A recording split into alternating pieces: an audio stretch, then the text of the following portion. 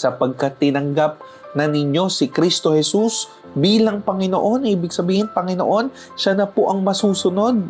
Mamuhay daw tayo sa paraang karapat-dapat sa Kanya. Magpakatatag daw tayo at patuloy na lumago sa pagkakilala sa Kanya.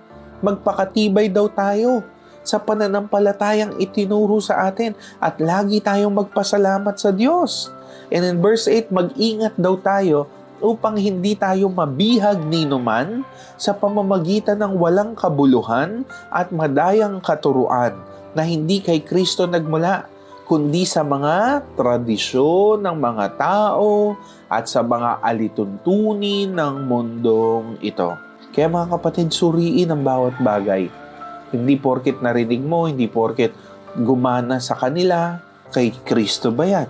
Turo pa ba yan ng Panginoong Hesus? O lagpas na sa Biblia? Kaya napakagandang gabay po ng salita ng Panginoon nang sa gayon di tayo madaya ng madayang mundong ito. Amen po.